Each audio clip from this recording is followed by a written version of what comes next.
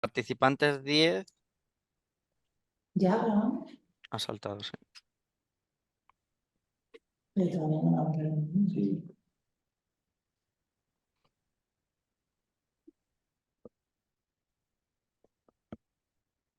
Sí, están entrando asistentes ahora.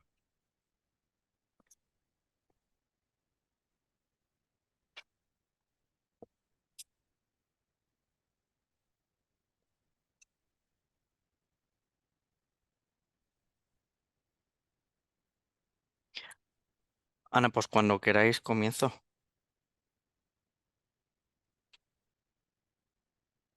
A ver,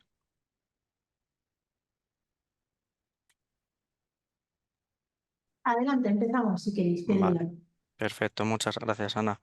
Bueno, buenas tardes. Soy Pedro Fernández del área de innovación del Instituto Tecnológico Hotelero.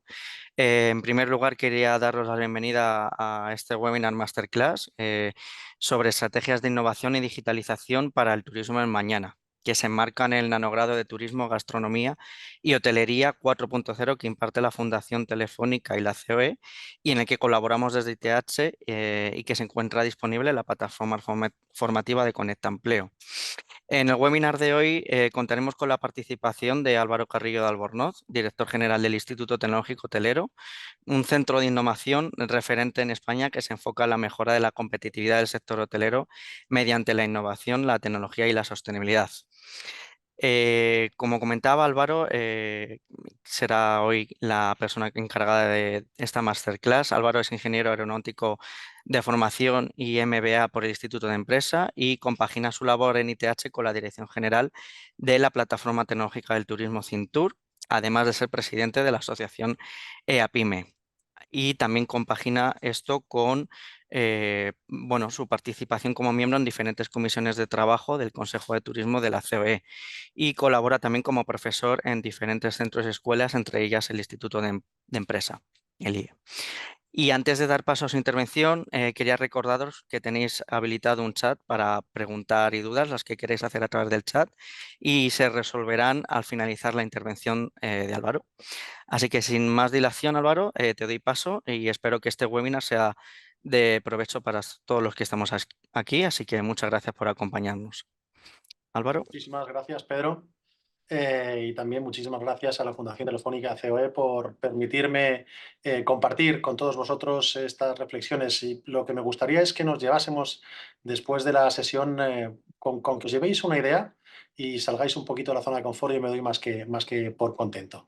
En fin, dudas al final, no os veo la cara por el formato, pero si tenéis dudas al final o entre medias, plantearlas a través del chat y les intentamos responder sobre la marcha, porque si sembramos un poquito de inquietud, será más que bienvenido. Unas líneas para decir dónde estoy, dónde estamos. Pedro, de lo que ha dicho Pedro, en qué cosas en las que participo, el 90% de las cosas que hago es con Pedro. O sea que si no fuese por él y por el ITH, la verdad es que el currículum de uno quedaría muy vacío. Así que, ¿qué es el ITH? Pues nosotros somos un centro de innovación que nació este año, cumplimos justo los 20 años de edad. Y lo celebramos en la asamblea que tendrá lugar el próximo 11 y 12 de junio. Y nos dedicamos a juntar el hambre con las ganas de comer. Lo que queremos es buscar soluciones reales que tienen los hoteleros y el sector turístico gracias a la innovación y a la tecnología. Entonces, como centro de innovación, lo que hacemos es, por un lado, intentar gestionar este conocimiento, buscar cuáles son los problemas que hay e intentar resolverlo con lo que está haciendo la academia, las universidades o los proveedores. Entonces, ahí hay una posibilidad muy buena de trasladar estas inquietudes, estos huecos de mercado, estas necesidades, para que los proveedores y las universidades puedan buscar oportunidades. ¿Y cómo se aplican? Pues se aplican haciendo proyectos de I+D o proyectos de innovación donde implantar nuevas soluciones que a lo mejor están funcionando en otros sectores y que nosotros traemos al sector turístico y al sector hotelero. Y trabajamos en 4 áreas que están por aquí puestas: nuevas tecnologías, transformación digital, que es una cosa de la que se habla mucho actualmente; sostenibilidad, que es la otra gran cosa sobre la que se habla; y luego tenemos operaciones, que es algo ya más concreto del sector hotelero y turístico; y el área de innovación, que es donde se trabaja, para mí es el área bonita, porque es donde se hacen las cosas nuevas y diferentes que no están tan encasilladas en un nicho. ¿Y qué es lo que hacemos? Pues lo que he comentado un poquito antes. Somos el nexo de unión, y aquí lo tenéis puesto entre medias, entre las necesidades de las empresas turísticas y en concreto las hoteleras, pero también damos servicio a destinos turísticos y damos servicio a empresas distribuidoras, con lo que hace el mundo de la academia, el mundo de la ciencia, con lo que hacen en los departamentos de I+D y los departamentos de innovación de las empresas tecnológicas. Y donde se cruzan estas tres áreas, pues es donde está el ITH intentando transferir conocimiento e intentando transferir know-how y proyectos. Y por aquí arriba tenéis unas cifras, pues más de 80 proyectos a lo largo de estos 20 años, 25 estudios realizados a fondo dentro del sector para ver qué es lo que quieren los turistas, qué es lo que quieren los empresarios hoteleros, qué está demandando el nuevo cliente con esto de la inteligencia artificial, por ejemplo, que hablaremos luego. En fin, hemos hecho más de 600 eventos y hemos formado a más de 5.000 personas a lo largo de estos 20 años. Pues bueno, sin más y con estos 5 minutos de cortesía que me habéis prestado, muchísimas gracias. Vamos a empezar a hablar un poco de innovación y cómo esta innovación se está aplicando al sector a través de la transformación digital, la inteligencia artificial y de dónde nos hemos metido ahora. Estas son unas cuantas macro tendencias. Aquí podríamos estar hablando muchísimo tiempo, pero en fin, por hacerlo rápido y escueto, de estas macro tendencias que existen no en el sector turístico, sino yo creo que a nivel nacional y a nivel europeo. Si nos vamos a Asia puede que las cosas cambien un poquito, si nos vamos a Latinoamérica pues puede que cambien un poquito, pero en fin, la sostenibilidad, la globalización, aunque ahora se habla de desglobalización y relocalización de las cadenas de valor, yo creo que esto va a ser una cuestión geopolítica coyuntural, porque en el largo plazo a la globalización le salen los números. Entonces, si la geopolítica lo permite, la globalización va a ir increciendo, a pesar de las políticas nacionalistas que se puedan implantar desde el punto de vista económico. Todo lo que sean aranceles y barreras al libre comercio, es que los números no salen. Estaremos más tranquilos, más seguros, las cadenas de valor estarán localizadas en una propia región, en un propio país, pero es que fuera lo van a hacer más barato. Entonces, el concepto de globalización tira mucho desde el punto de vista económico y tiene sentido que el que lo haga mejor y más barato y más eficiente lo haga mucho. Y luego la política va por otro lado, pero en el largo plazo la globalización yo creo que es una macro tendencia que va a subsistir a pesar de la coyuntura actual. Nuevos mercados, China e India. Aquí hay distintas gráficas, pero en fin, básicamente si la OCDE dice que actualmente somos 1.000 millones de personas de clase media, ojo, que en el mundo somos 7.000 millones de personas, pues hay 1.000 de clase media. El resto, habrá un 1% de población que podríamos decir rica, el resto es gente que no es clase media, que está en países en desarrollo, en vías de desarrollo, o que no consigue ser clasificada como clase media. Pues las buenas noticias es que en el 2050, dentro de 25 años, doblaremos esta clase media. ¿Y eso quiere decir que en Europa y en Norteamérica viviremos mucho mejor? No. Viviremos igual o un poquito peor. Lo que quiere decir es que los nuevos mercados, sobre todo China y sobre todo India, ahí sí va a crecer la clase media. Entonces, cuando hablamos que la población se está estancando en determinados continentes, está aumentando en otros, la clase media va a crecer, sí, se va a duplicar, pero se va a duplicar en China y en India y un poquitín en África. En Europa y en Estados Unidos la clase media va a decrecer simplemente porque la población vegetativa va a decrecer y lo que hacemos es importar inmigración que no es de clase media. El low cost, el value for money en sociedades desarrolladas como la nuestra cada vez lo tenemos más claro en todos los sectores. Empezamos a hablar de low cost en el sector aéreo, luego low cost en el sector del alojamiento, low cost en el sector de los apartamentos turísticos, low cost y comida rápida en la restauración. En fin, son conceptos que poco a poco en una sociedad desarrollada se van imponiendo. Y la sociedad cambia, y esto es lo más importante de casi todo. Se externalizan, como vemos aquí, muchos servicios, muchos sectores, y las empresas se especializan en hacer lo que hacen bien y donde aportan valor, pero hay un nuevo cliente, hay nuevas estructuras sociales, hay nuevas maneras de entender la vida. Para el sector turístico hay nuevas maneras de entender el ocio. Está viendo las noticias hace un rato, viene Taylor Swift, Taylor Swift llena 2 Bernabéus, y dices, ostras, Pedrín, ahora el Bernabéu, no sé si sois de Madrid o no, pero el Bernabéu va a ser un gran centro de eventos donde cada 15 días jugará el Real Madrid, pero básicamente va a ser un centro de grandes eventos de 60.000 personas. Pues mañana y pasado a Madrid viene Taylor Swift y entonces hay una revolución y hay un nuevo concepto con respecto al ocio.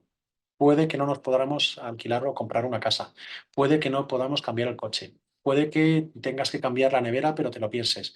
Pero pagar, lo decía una señora que le estaba entrevistando, ¿cuánto has pagado por el concierto? Y decía, bueno, vengo de México, voy a estar una semana con mi hija, me voy a gastar 2.500 euros en el hotel y 1.500 euros en el vuelo. Y eso para ir a Taylor Swift, dices, pues los nuevos hábitos están cambiando y gracias a Dios, después de la pandemia, han cambiado los hábitos sociales con respecto a la propensión al gasto y estamos mucho más dispuestos en gastar en ocio y ahí entra el sector turístico casi en su conjunto, pero estamos mucho menos dispuestos a gastar en comprarnos un nuevo teléfono móvil, en cambiar de coche, en hacer inversiones que antes más o menos era una correlación casi directa. Si aumentaba el Producto Interior Bruto, aumentaban los salarios, entonces el gasto en general aumentaba. Ahora no, en España en concreto tenemos una situación económica que es de las mejores de toda Europa, estamos creciendo un poco y con una resistencia bastante fuerte a la crisis que ha habido de inflación, pero el gasto no se realiza por igual en todos los sectores. El sector retail, el sector gran consumo, el sector moda está sufriendo un poquito, pero el sector turístico le está yendo bastante bien. Y luego tenemos una parte de digitalización e inteligencia artificial muy relevante que tiene el reverso, y lo tenéis aquí abajo, de la seguridad y la ciberseguridad.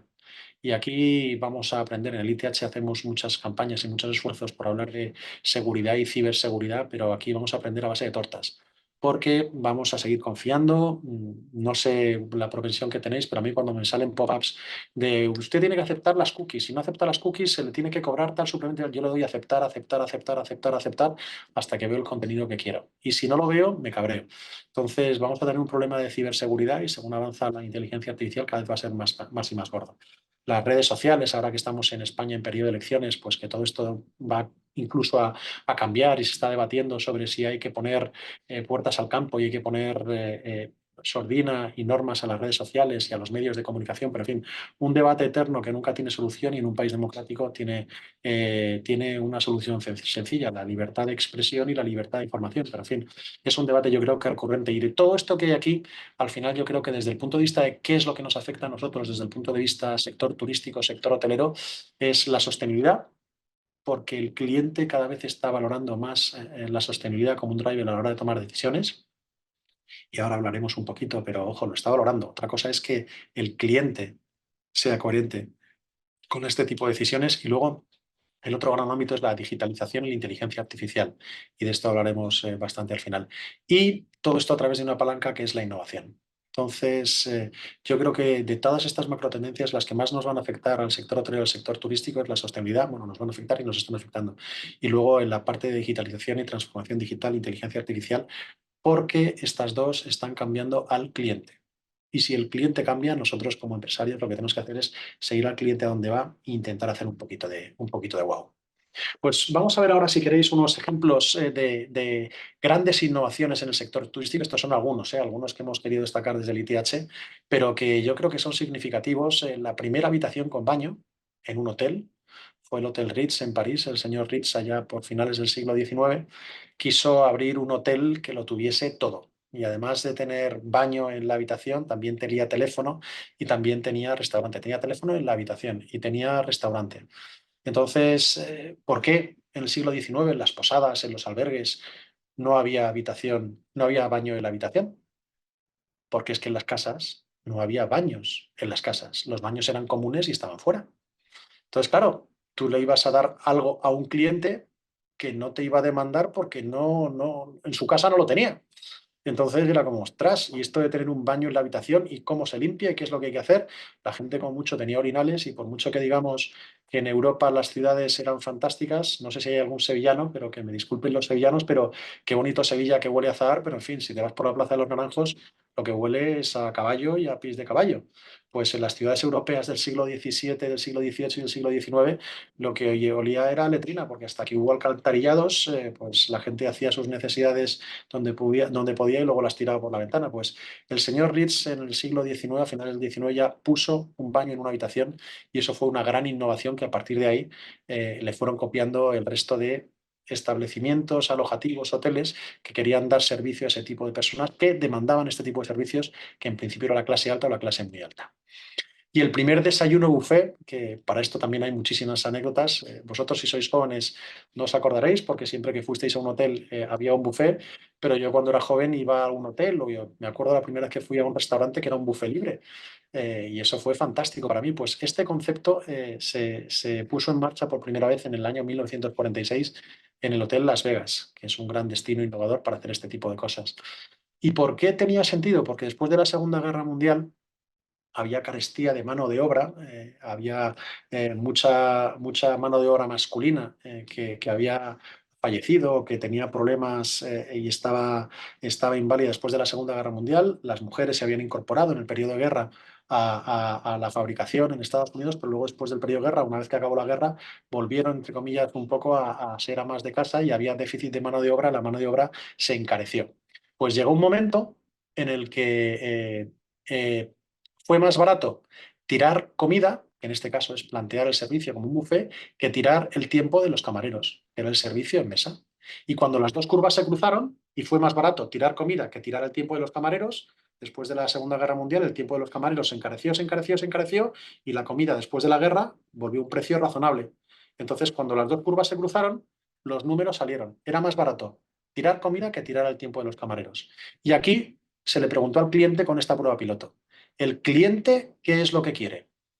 ¿Tener un camarero asistiéndole y que le traiga a la mesa lo que ha pedido? ¿O levantarse para servirse él mismo y tener bandejas llenas de comida a su disposición?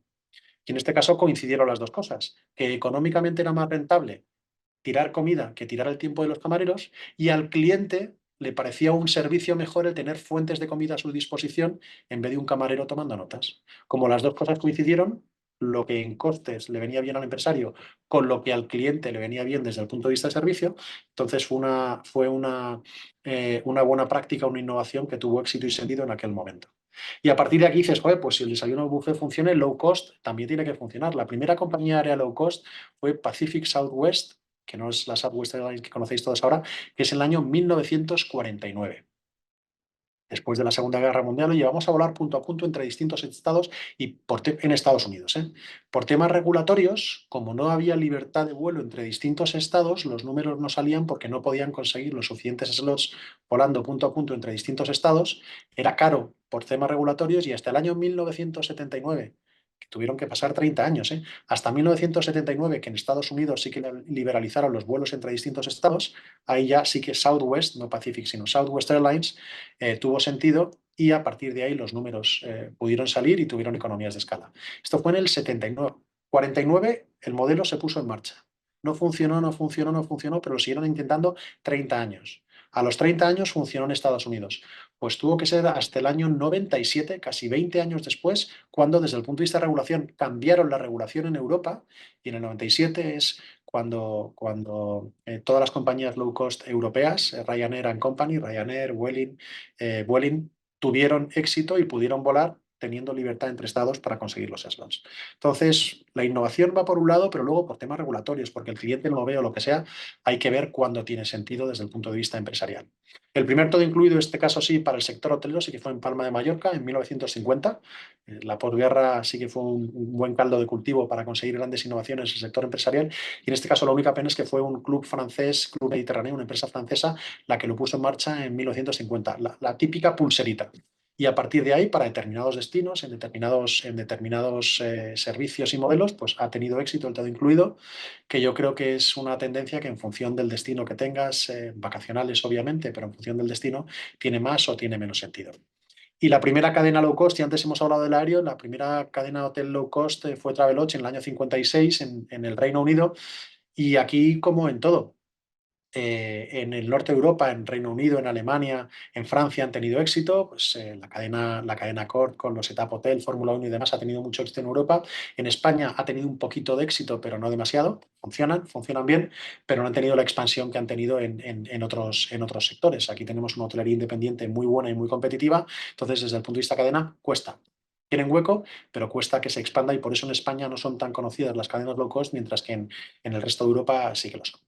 Y luego, para poner y hablar un poquito distendidos de qué es innovación, esta historia que luego, después de contarla durante muchos años, se la vi contar a Raúl Cimas con un cierre final que os voy a hacer, que también es bastante bueno. Pues, ¿cuándo se inventó la rueda?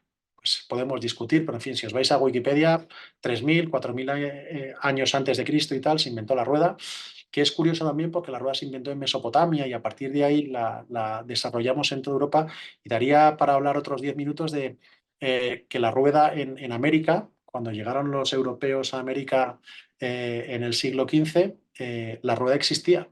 Lo que no habían eran ni carros ni carreteras. pero la rueda en juguetes y en algún tipo de artilugio sí que conocían la rueda, pero no lo utilizaban para moverse. Y es un tema para discutir también el por qué sí que tenían la rueda, pero no tenían carros. Pero en fin, aquí en Mesopotamia, en el 3000 años antes de Cristo, conocieron la rueda y a partir de ahí se la pusieron a un carro, empezaron a tirar los bueyes y los caballos de estos críos. Y dices, bueno, pues 3000 años, 4000 años utilizando la rueda, muy bien. Y la maleta, ahí he puesto una maleta antigua, pero en fin, me imagino que serían todavía peores. En el siglo XIX, cuando el señor Thomas Cook empezó en Inglaterra a mover a personas, que fue el primer tour operador mundial por motivos religiosos a lo largo de Inglaterra, ya no eran solamente los ricos y los nobles los que se movían con baúles y llevaban baúles y sus pertenencias y los llevaban, sino que tenían que ser los propios viajeros los que cargasen con su equipaje. Entonces aquí empezaron a hacerse maletas de este estilo, maletas de cuero, maletas de madera, maletas de cartón, para llevarlas ellos mismos. Y dices, joder, y por aquel entonces habíamos estado utilizando la rueda durante 3000 años y sobre 1850, por no poner una fecha concreta, empezaron a utilizarse las maletas para ser transportadas por los mismos viajeros. Pues tuvieron que pasar más de 100 años, atención, atención, porque esto fue en 1970, esto sí que está documentado, un americano en los años 70-80, los vuelos, antes de que se liberalizasen los vuelos, como os he dicho en el año 79, en los grandes aeropuertos había distintas terminales en función de la compañía y te ibas al JFK y estaba la terminal de la TUA, la terminal de la Panam, la terminal de Intercontinental, entonces... si te tocaba cambiar de compañía aérea en una terminal, en un aeropuerto, tenías que coger tu maleta y salir de una terminal e irte a otra.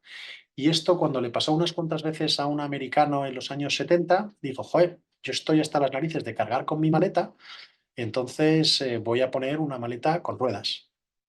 Y entonces dijo, joder, si le pongo dos ruedas, y aquí veis la típica maleta antigua que tenía aquí un asa de cuero y con dos ruedecitas aquí, y dices, joder, y tuvieron que pasar más de 100 años desde que existía la maleta, existían las ruedas, y se le tuvo que ocurrir a un americano el poner una maleta con ruedas. Y dices, bueno, y era una maleta de estas antiguas que tenía las ruedas, era aquí en un lado, no sé si alguna vez la habéis visto, pero eran bastante incómodas, por así decirlo, porque en cuanto pillabas un poquito de pendiente, un escalón, la maleta, plop, como la tenías que llevar así, la maleta se te iba para un lado. Entonces, tuvieron que pasar 20 años todavía hasta que un inventor dijo, joder, y si en vez de poner las ruedas en el lado fino, pongo las ruedas en el lado ancho, y si en vez de una tira de cuero o una tira de plástico pongo una tira rígida extensible, y tuvieron que pasar 20 años, ojo, no para poner una rueda a las maletas, sino para cambiar las ruedas de sitio. En vez de ponerlas aquí en el lado estrecho, ponerlas en el lado ancho y luego ya darle otra forma. Y dices, joder, pues parece una tontería, pero tuvieron que pasar 10 años hasta que alguien se le inventó el poner y cambiar las maletas de sitio. Y no todo con ello, alguien dijo, y seguro que lo habéis visto, porque esto pasó con los carritos de la compra. Los carritos de la compra antes eran todos así. Y ahora yo creo que no hay ningún carrito de la compra así. Ahora todos los carritos de la compra y la mayoría de las maletas tienen 4 ruedas.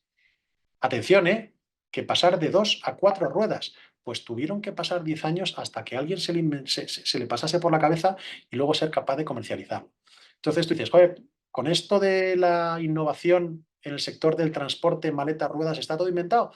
Pues parece que no, porque en el 19, justo antes de la pandemia, los de Samsonite, que son especialistas en maletas, dijeron, joder, pues yo ahora que voy a poner un puntito de innovación y también un poco de I+D y un poco también de marca y de estar sobrado, porque esto tampoco vale para mucho, pero en fin, yo cojo una maleta, le meto unas baterías y entonces con las baterías, además de poder cargar el móvil y el portátil, que eso es bastante útil, porque si no, seguro que habéis visto a mucha gente, no sé si os ha pasado a vosotros, pero estar buscando en una terminal de autobuses, en una terminal de aeropuerto, un enchufe libre para poder enchufarte, porque los de la cafetería o los de la zona VIP están todos cogidos. Pues aparte de poder enchufar el ordenador aquí, lo que hace es llevarte, tú, plup, llevas, bajas la rueda, subes el manillar y entonces te lleva como si fuese un patinete porque tiene un pequeño motor eléctrico. Después, pues está todo inventado en el mundo de las ruedas y las maletas. Pues no, esto es del año, hace un par de añitos, en el 2022, que ya directamente, en teoría, te sigue a ti, pero no te sigue a ti. Lo que hace es seguir al dispositivo que le has dicho que tiene que seguir. Entonces, esta maleta ya tiene un dispositivo que por Bluetooth y Wi-Fi sigue al cacharro, en principio el teléfono móvil o el portátil o el iPad que tú quieras, y te sigue. Entonces es como si fuera un perrito, también tiene batería, de tal manera que puedes enchufar el móvil o puedes enchufar el iPad. Entonces, cuando nos digan, ¿está todo inventado en el mundo de las maletas? Pues no, si hacemos esta conferencia el año que viene, pues seguro que los de Samsonite o otra marca que quiera romper dentro del sector habrá hecho algo con maletas y con ruedas. Entonces, terminaremos ahora hablando de ruedas, pero para nosotros, ¿qué es innovar? Esto lo dice Marc Alba, que investigar es transformar dinero en ideas. Tú pagas a gente porque se le ocurran cosas. Puedes pagar a científicos para que desarrollen en el ámbito científico dónde está avanzando la ciencia, sacar moléculas, la vacuna del cáncer y tal. Eso es I grande del I más D más I, esa es la investigación básica, pero luego va el desarrollo y luego va la innovación. Entonces, investigar es invertir para conseguir tener ideas que tengan algún tipo de aprovechamiento. ¿Y innovación qué es? Innovación es lo contrario. Innovación es coger estas ideas y convertirlas en dinero porque las pones en mercado. O sea que investigar es de la I más D más I, en la I grande inviertes dinero, inviertes dinero, inviertes dinero, y en principio el retorno de ese dinero será vía la innovación, la I pequeñita que hay al final, porque eso lo que tienes que conseguir, aparte de que hay un lapso de tiempo, cuando tú haces investigación básica tiene que pasar tiempo hasta que luego hay desarrollo y proyectos piloto y prototipos y luego tienes que llegar al mercado, ahí hay un lapso de tiempo donde tú inviertes y tienes que esperar para ver si llegas al mercado, pero luego lo que tienes que conseguir es que con los éxitos de esta innovación tienes que ser capaz de cubrir los costes que has tenido investigando y luego encima dar una rentabilidad. Entonces tienes que convertir eso en un círculo virtuoso. Para nosotros, ¿cómo definimos innovación? Pues innovación es todo cambio basado en el conocimiento. No puede ser una eureka. Una eureka, si se te ocurre una idea brillante, pues ya está muy bien, pero eso no es innovación. Tiene que ser algo procedimentado, tiene que ser sistematizado, que aporta valor al cliente. Que el cliente dice que sí y lo compra, que lo acepta, que lo quiere, que le da sí al aceptar, aceptar, aceptar del teléfono. Eso es innovación, porque el cliente dice que sí, que sí, que sí. No te tiene que comprar, no te tiene que pagar con dinero, pero tiene que aceptar el producto o el servicio que le estás dando. Y como está diciendo que sí, el cliente lo quiere, pues entonces la compañía, la empresa ya verá la manera de conseguir rentabilizar a ese cliente en el corto o en el medio plazo. Pero para nosotros todo cambio sistematizado, basado en conocimiento, no tiene que ser una idea que aporta valor al cliente y a la empresa. Y hablando de innovaciones y ruedas, que os decía, esto estaba hablando el otro día con un amigo, para que veáis muchas veces la innovación, los puntos que tiene y dónde estamos. Pues esto también fue en el siglo XIX, pues a principios del siglo XIX, 1820, 1830, donde se empezaron a poner de moda este tipo de artilugios, donde máquinas para transportarse, que no tenían pedales, simplemente eran dos ruedas con un manillar cierta dirección y luego los pies para empujarse. Entonces, poquito a poco, y esto ya fue en 1830, 1840, se pusieron, ahí los veis, se pusieron los pedales. Esta bici obviamente no es de 1830, esta es una bici actual para niños, pero se le pusieron los pedales y dijeron, joder, pues qué gran innovación, porque ahora ya no simplemente tienes que dar con los pies, sino que con los pedales puedes tener, y no sé si hay algún ciclista aquí en el grupo, pero en fin, yo no soy ciclista, pero los que son forofos de este deporte, sobre esto se innova un montón. Y para los niños, ¿qué hacemos con los niños? Y entonces los ingenieros, yo, un disclaimer por aquí, yo soy ingeniero y me meto mucho con los ingenieros y ahora me meteré más, pero los ingenieros, joder, pues para los niños lo mejor que podemos hacer es complicarlo. Y a partir de ahora vamos a coger y vamos a meter los ruedines. No sé si vosotros aprendisteis a montar en bici con ruedines, pero en fin, la bici con pedales pequeñita, pues le ponemos ruedines para que mantenga el equilibrio y tal. Y luego te das cuenta, joder, si pensamos en los niños y pensamos en el cliente, ¿qué es lo que habría que hacer? Pues habría que quitarle los pedales y habría que quitarle los rudines. Y si os dais cuenta, volvemos al principio. Entonces, cuando pensemos en innovación, muchas veces, y ahí tiro piedras contra mi tejado de ingeniero, los ingenieros nos preocupamos por dar soluciones técnicas que consigan exactamente lo que nosotros pensamos que es un problema, pero es que muchas veces si le preguntamos al cliente nos dice una cosa distinta. Y en este caso el cliente es un niño de 3 o 4 años que lo que quiere es tener el equilibrio. No quiere tener pedales para subir una cuesta. ¿Qué narices quiere subir una cuesta un niño con una bici? El niño lo que quiere es pasárselo bien. Y con esta bici del final el niño se lo pasa bien. Y luego ya cuando tenga unos añitos le compras esta, pero los ruedines es algo que hemos inventado entre medias, que todavía se seguirán vendiendo una temporada, pero a mis hijos, que uno ya, el mayor tiene 13, el pequeño tiene 6, el mayor aprendió con rodines y el pequeño ha aprendido a montar en bici sin rodines. Así que vamos a pensar en el cliente, porque si pensamos en el cliente exactamente qué es lo que quiere, joder, es que esto es lo que se inventó hace 200 años. ¿Por qué narices nos hemos complicado aquí si lo que funcionaba era lo que se inventó hace 200 años? Pues hay muchas veces está en el mercado y donde pensamos los oferentes, las empresas en este caso, que está el mercado. Y esta no me he resistido a ponerla, dudaba si ponerla o no ponerla, pero en fin, no sé si os habéis sentido identificados con esto, pero hace un par de añitos, si cogías una botella de agua y te la bebías, de agua, de refrescos, de lo que queráis, pues estaba muy bien. En Bruselas han dicho, no, es que hay que ser sostenibles. Y hemos dicho que la sostenibilidad es una macro tendencia. Tenemos que regular para que en toda Europa, en el año 24, los tapones de plástico, patatín, patatán, la solución que hay actualmente es la de abajo.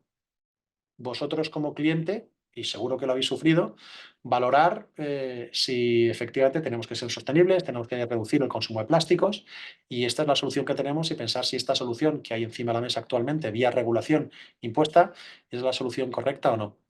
A mí me da que no. Yo ahora cuando tengo que beber así en un recipiente de plástico, pues me toca las narices.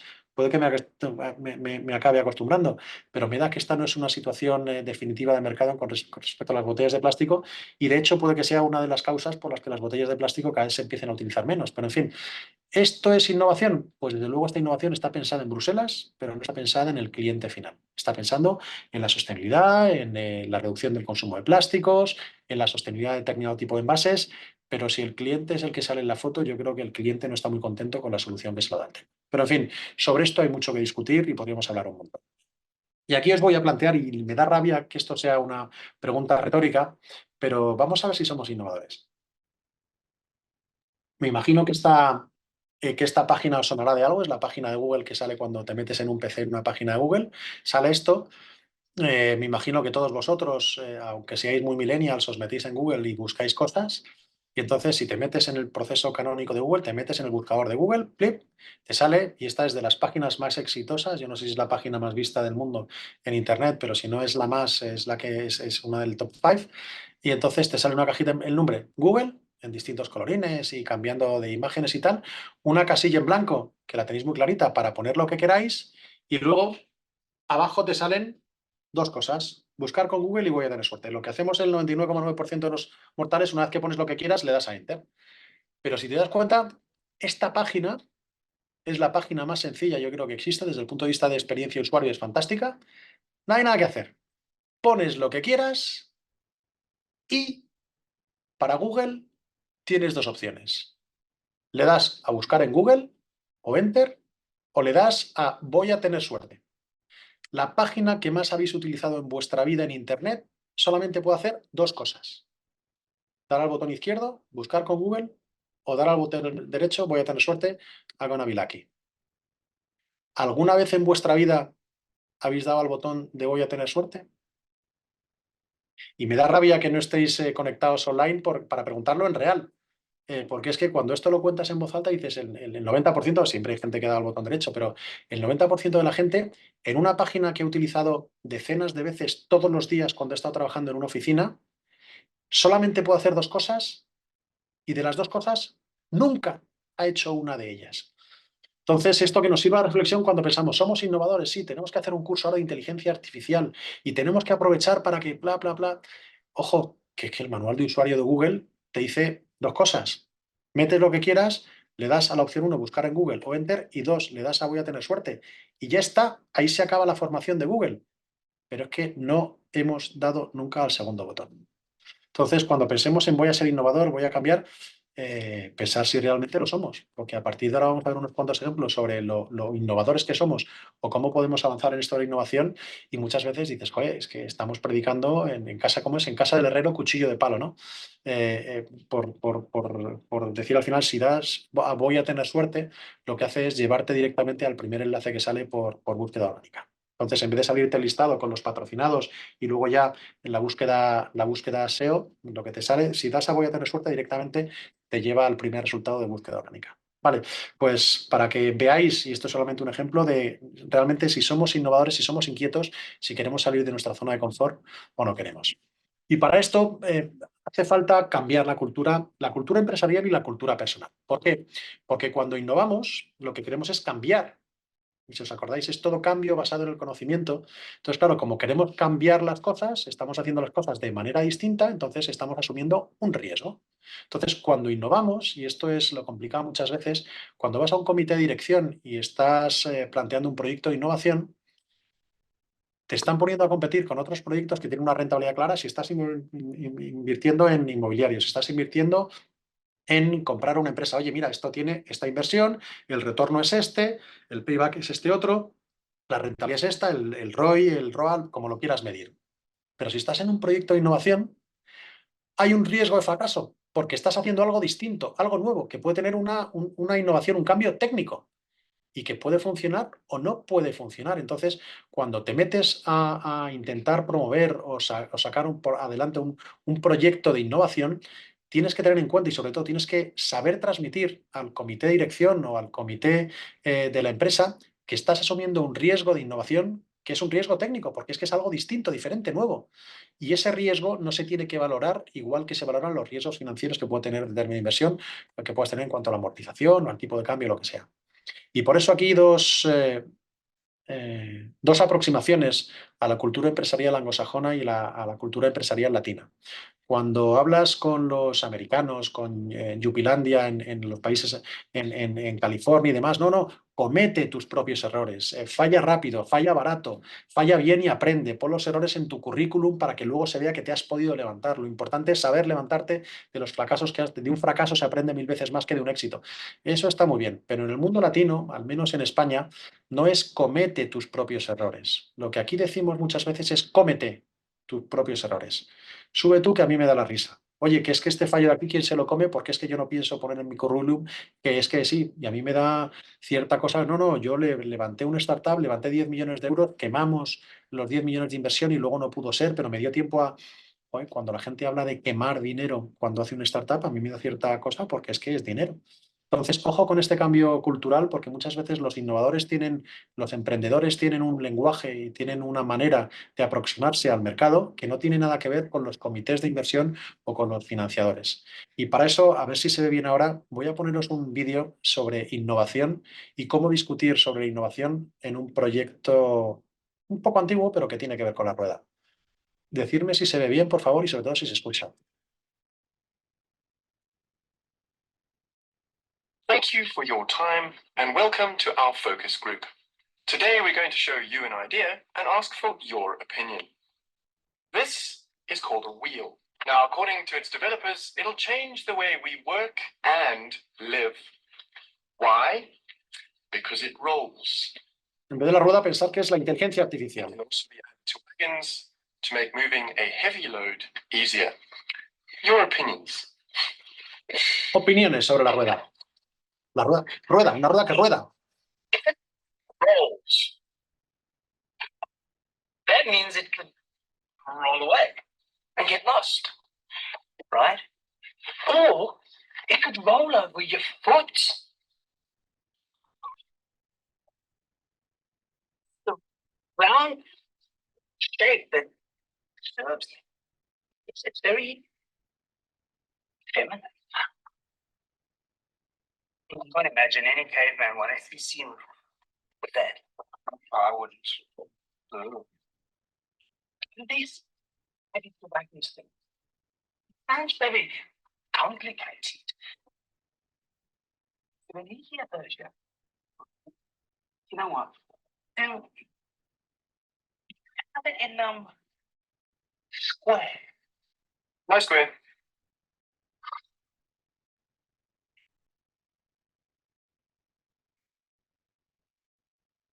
It was a square one. Yeah. I didn't roll.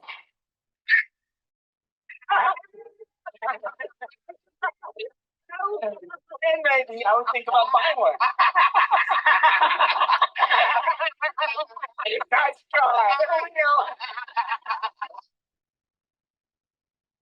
Bueno, no sé si alguna vez os habéis tenido que enfrentar a este tipo de comités de dirección, pero pasa. En un comité de dirección donde las cosas van Los bien. coches de segunda mano Uy. a precios mejorables Un segundo. los encontrarás en AutoHero, el concesionario más grande de Europa. Vamos a quitar esto en Todos medio. los coches. Ya está. Disculpas. Cuando os enfrentáis a un comité de dirección de este estilo, al final estamos aquí haciendo las cosas fáciles, pero la mentalidad que hay muchas veces es esa. Si nos va bien haciendo lo que hacemos, ¿para qué narices vamos a cambiar?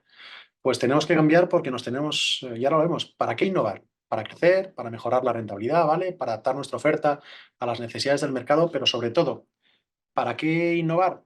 Para diferenciarnos de la competencia.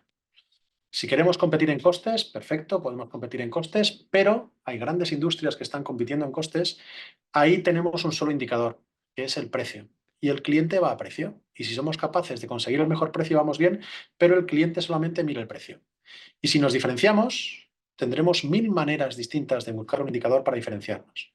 Por calidad, por servicio, por comodidad, por cercanía al cliente, por método de pago, por lo que sea. Pero si vamos a costes, tenemos un indicador que es el precio, pero si innovamos y vamos a diferenciarnos, tenemos 1000 maneras distintas de diferenciarnos. Entonces, desde el punto de vista de estrategia empresarial, competir en costes está muy bien, Pero si vamos a una estrategia de diferenciación, tenemos 1000 maneras distintas de diferenciarnos y aquí vamos a ver unas cuantas de ellas. Así que, desde el punto de vista ya puramente personal sobre a mí qué me gustaría gestionar, una empresa que va a costes o una empresa que va a diferenciación, yo en lo personal siempre apostaría por apostar en diferenciación.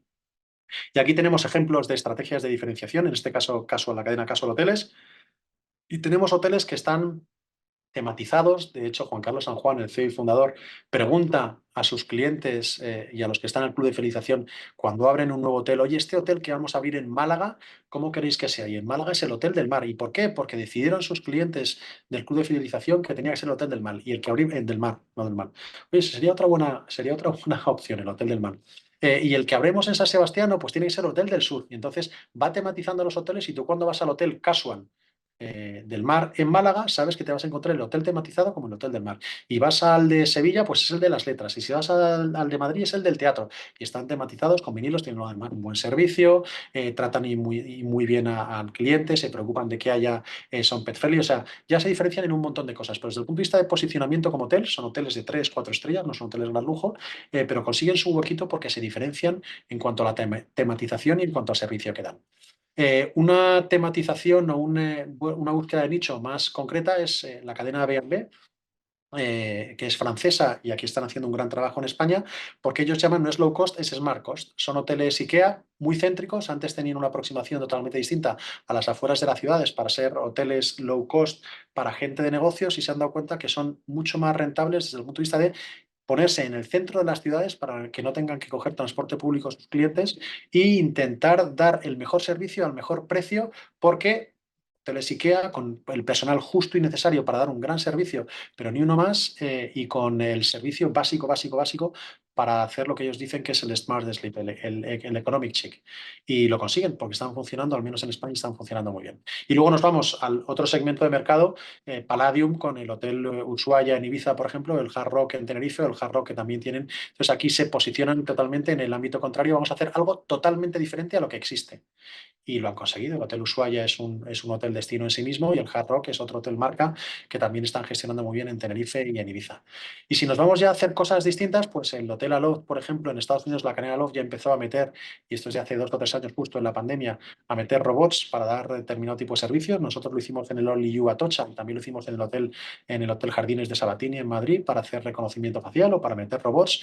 El hotel Wingman en Las Vegas, que pusieron, y esto sí fue un caso claro de fracaso, porque decidieron poner Alexa en el hotel, en la planta quinta, que eran las suites de yo que sé qué.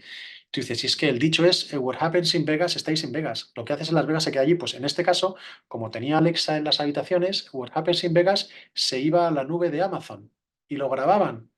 Y estás diciendo, es que no, es que justo lo has puesto en el sitio donde no tienes que ponerlo. El último hotel del mundo donde tendrías que poner altavoces, micrófonos que estén grabando 24 horas, es en Las Vegas. Antes ponlo en cualquier otro hotel del mundo, pero este tiene que ser el último. Y lo probaron y efectivamente fue un fracaso.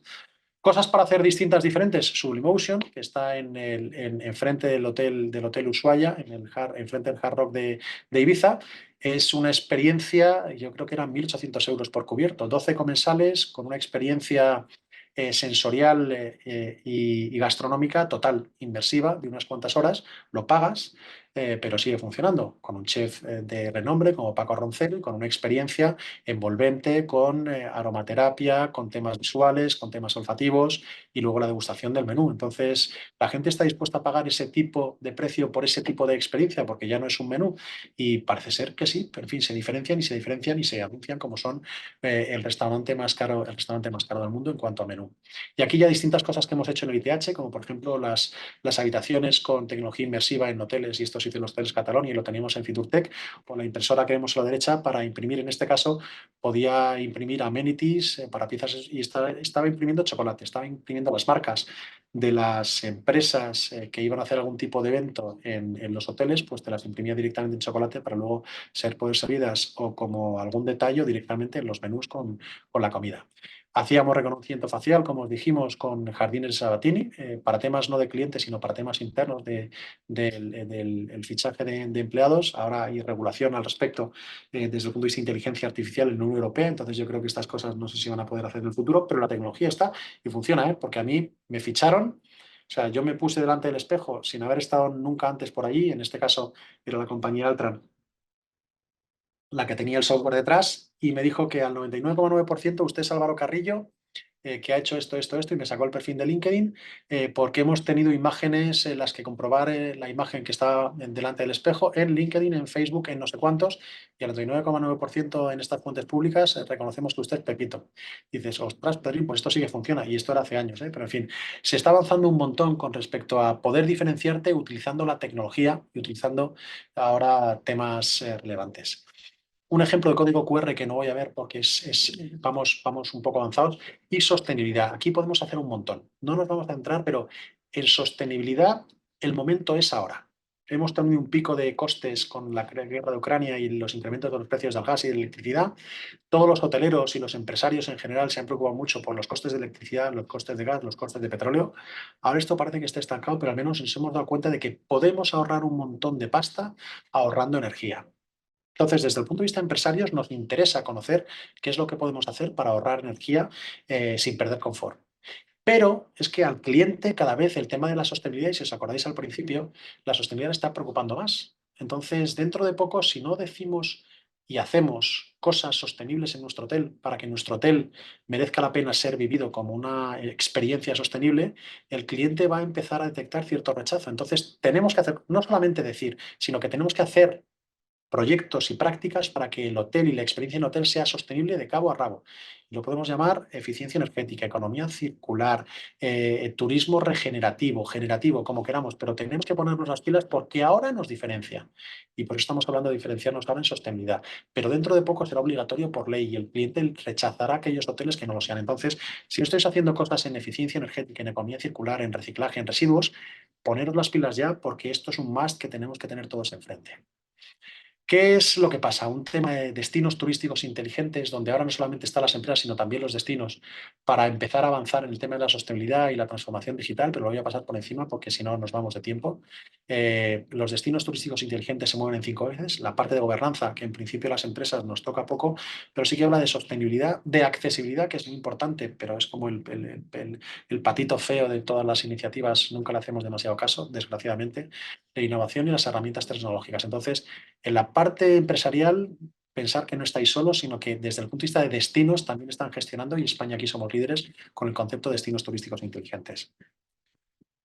Pero desde el punto de vista de tecnología, bueno, yo creo que cloud está ya más que conocido, aunque luego yo creo que la mitad, no, una menos, yo creo que un 40% de las empresas en España están en cloud, todavía falta mucho por hacer esta transición. Pero poco hay más. No es barato, pero las herramientas se están democratizando y merece la pena desde el punto de vista de seguridad y avance el moverse hacia el cloud, Internet de las cosas, el Big Data. Para el año que viene, según un informe de Gartner, cada uno tendremos entre 5 y 8 cosas conectadas. Aparatos, antes, cuando empezaba en el ITH en el año 2008, preguntaba quién tenía móvil. Ahora simplemente os tendría que preguntar cuántos cacharros tenéis enchufados en casa y en el trabajo. El teléfono, el iPad, el reloj, el coche, la nevera, la Thermomix. No sé si tenéis algún otro tipo de wearable. En fin, la rumba. Es que cada vez tenemos más cosas enchufadas y llegaremos a tener entre 50.000 y 80.000 millones de cacharros conectados a nivel global. Y todo esto te da una cantidad de números brutales, pero lo acojonante, y perdón por la palabra, es que los vamos a poder gestionar. Y ahora ya, desde el año pasado, con ChatGPT, se nos han abierto los ojos a esto de inteligencia artificial, porque antes la inteligencia artificial existía, pero una cosa para los informáticos y para la gente que trabaja en el Big Data, pero es que ahora con ChatGPT y con Gemini estamos viendo que vamos a hablar a las cosas y las cosas nos van a responder, nos van a reconocer y nos van a dar unas respuestas que nos dejan a nosotros en nuestro sitio. Entonces, ahora, desde el punto de vista de tendencias tecnológicas, yo creo que todas las que hay, estas tres son las que nos van a tener que preocupar más desde el punto de vista turístico y desde el punto de vista hotelero. Por un lado, todo lo que tenga que ver con la sostenibilidad, los criterios ESG, que en el fondo es lo mismo, pero en fin, ahí vamos a tener que avanzar mucho porque el cliente lo está demandando y hay mucho dinero que ahorrar, acordados de esta doble presencia, pero sobre todo desde el punto de vista de inteligencia artificial y avance en la transformación digital. En inteligencia artificial cada vez el cliente la va a utilizar más y yo no tengo ni idea de esto cómo nos va a cambiar, pero nos va a cambiar un montón. Acordaros de lo que decía el de la rueda, que va a cambiar la manera en que vivimos y la manera en que nos comportamos, pues lo típico que pasó hace 3000 años con la rueda nos está pasando ahora con el tema de la inteligencia artificial. Y si lo ves desde un punto de vista más interno, la robotización y la robótica, no penséis en estos robots, que aquí yo soy muy fan de Star Wars y yo creo que C3PO y R2D2 han hecho mucho daño a la imagen colectiva de los robots. Todos pensamos en robots humanoides. No penséis en ese tipo de robots. Pensar en robots, pues la inteligencia artificial, ChatGPT, el Excel, esos son robots. Y son robots que nos sirven en el back office para automatizar un montón de procesos. Entonces, por la parte de automatización y robótica, en la parte de back office y de control de gastos vamos a poder avanzar un montón, y en la parte de inteligencia artificial también. Y ya por ir terminando, que se nos echa el tiempo encima, desde el ITH estamos trabajando en el Club de Robótica y Automatización y estamos haciendo cosas que son acojonantes, o sea, cosas que no te pensabas que podían pasar, pero robots de limpieza o robots en recepción para atender al cliente y los robots de limpieza para ser mucho más eficientes, los robots camareros, no para sustituir camareros, sino para hacer todos los viajes entre cocina y sala. Los camareros no tienen que estar dando paseos a la cocina, los camareros tienen que estar con los clientes atendiéndonos en mesa. Y todos los paseos a cocina los tienen que hacer robots. Y desde ese punto de vista estamos teniendo experiencias que la verdad es que son increíbles. ChatGPT, una de las cosas que quiero que os llevéis, si no habéis entrado a utilizar ChatGPT, entrar ya. O Gemini, si queréis, me da igual, pero ver cómo esto os tiene que cambiar la manera en que trabajáis. Uno, vuestro puesto de trabajo. Casi al 100% que en vuestro puesto de trabajo podéis ahorrar y automatizar un montón de tareas que actualmente estáis haciendo a manopla y luego ya pensar en la organización, en los procesos y servicios que está haciendo tanto de cara al cliente como en el back office, porque esto va a revolucionar la manera en que conocemos Internet. Y el resumen es que antes buscábamos cosas en Internet y ahora vamos a hablar con Internet. Es un cambio muy sutil, pero antes tú te metías algo en Internet, la página esa de Google, ponías algo y esperabas un listado de enlaces. Y dentro de ese listado de enlaces pinchabas en un otro y buscabas la solución a lo que estabas planteando. Ahora vas a rellenar esa línea igual, pero no es de Google, sino que será de ChatGPT o será de Gemini, y no te va a dar un listado, te va a dar la respuesta. En concreto, te va a dar tu respuesta. Y a partir de ahí esto cambia todo. Cambia el concepto de Internet y cambia la manera en que nosotros interactuamos con Internet. ¿Y aquí cómo se va a vender? Es que no lo sé, pero aquí va a haber nuevos grandes ganadores y puede que haya otras compañías que se ven un poco a un lado. Y la penetración que hay en el sector turístico, esos son datos de del 2023, una encuesta de Booking. En España, en el sector hotelero, solamente el 3% de las compañías ya están haciendo algo. Había mucha intención de hacer muchas cosas, pero solamente el 3% de las compañías estaban haciendo algo en inteligencia artificial. En otros países estaban ya en torno al 10% de perfil. Hay mucho por hacer y lo bueno es que lo vamos a ver ya y lo vamos a ver pronto. En el ITH hemos puesto en marcha el proyecto BeyondTrend, que es una herramienta pequeñita para hacer cierta predicción de mercado conectando los PMS de los hoteles. No voy a entrar al detalle, pero en fin, ya está funcionando y es algo muy grande porque luego tiene aplicaciones como la parte que hemos visto de BeyondTrend para el sector de las ventas, al marketing y la comercialización, una parte que estamos haciendo con la Asociación Hotelera de Madrid para la parte de gestión de eficiencia energética y sostenibilidad y una que vamos a desarrollar de gestión de costes y gestión de recursos humanos. Tenemos ITH Academy en el ITH y esta charla es parte de las que hace ITH Academy, en este caso de la mano de Fundación Telefónica y de COE, pero encantados de poder hacer muchísimo por vosotros. Y por cerrar, se habla de transformación digital, se habla de inteligencia artificial, se habla de sostenibilidad. Nosotros creo que estamos en un punto donde tenemos que hablar de transformación inteligente. Si a la transformación digital le quitas lo digital, que es lo accesorio, lo complicado es transformarte, y a la inteligencia artificial le quitas el palabra de artificial, porque a mí me pasa cuando hablo con ChatGPT, muchas veces le doy las gracias. O le pide, perdona, ¿puedes reescribir el artículo incluyendo? Digo, estoy hablando con una máquina y le estoy tratando con respeto, le estoy pidiendo por favor y le estoy dando las gracias. Y cuando os veáis en esa situación, diréis, ¿esto es artificial? Y la respuesta que te va a dar en función de cómo le trates es una o es otra. Entonces, por eso inteligencia artificial me gusta poco y yo lo que sí que quiero hablar es transformación inteligente. Pero pensando en el cliente. Si nos olvidamos del cliente y nos ponemos a ponerle ruedas a la bici, más pedales y un cambio de marchas y tal, puede que el cliente te mande a la mierda y te diga, oye, no, que yo quería la bici sin ruedas y sin pedales. Entonces, todo lo que hagamos en innovación, en transformación digital, en sostenibilidad, pensando en el cliente, porque como quitemos el foco en el cliente, como dejemos de pensar en el cliente, al final estamos perdidos. La tecnología es una herramienta y el turismo, gracias a Dios, a día de hoy, la máquina más eficiente para dar un buen servicio es una persona tratando con otra persona. Así que como nos olvidemos del cliente, mal vamos. Pero en fin, esto va a cambiar mucho y vamos a estar aquí para verlo. Así que nada, muchísimas gracias por mi parte. Nos hemos pasado un poquito de tiempo, pero en fin, ahora si tenéis preguntas en el chat, encantado de hablar con vosotros. Dejo de compartir pantalla. Ahí está. Y no sé si Pedro puede ver el chat. Sí, Actualmente no hay ninguna duda. No sé si mis compañeros de COE o Telefónica eh, ven otra cosa diferente o no, pero creo que estamos viendo el mismo chat y actualmente no hay ninguna duda. Así que, Ana, si veis bien, lo damos por finalizado. Sí, una cosita, Pedro, Sí. Álvaro. Bueno, Álvaro y Pedro, muchísimas gracias por vuestra participación. Ha sido un seminario muy, muy interesante. Sí que ha habido durante la exposición una persona o dos que han levantado la mano. No Ujú. sé si es porque tenían alguna duda. Si es así, por favor, que nos lo pongan por el chat y así se lo podemos Sí. trasladar mejor a Álvaro. Ujú. Sí, había visto por ahí que había gente que pedía el correo electrónico, que lo he pasado, como llevamos mal de tiempo, aquí lo Ahí tenéis, está. Sí, acarrillo@ithotelero.com. se lo pongo por...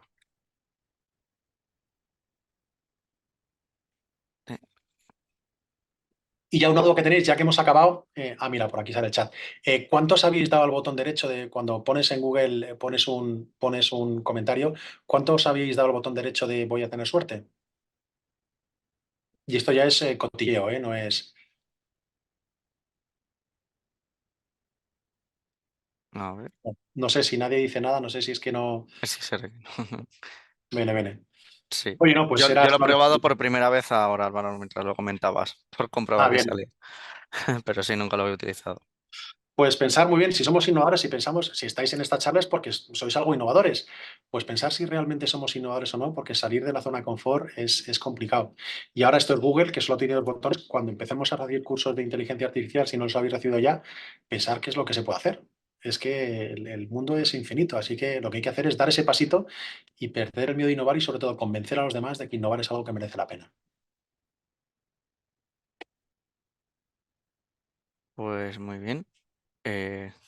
Carla, entonces hemos terminado. Sí, bueno, hasta aquí ya damos por finalizado el webinar. Muchísimas gracias al ponente y muchísimas gracias también a todos los asistentes. Que paséis muy buena tarde. Muchas gracias. Muy bien, muchísimas gracias. Hasta luego.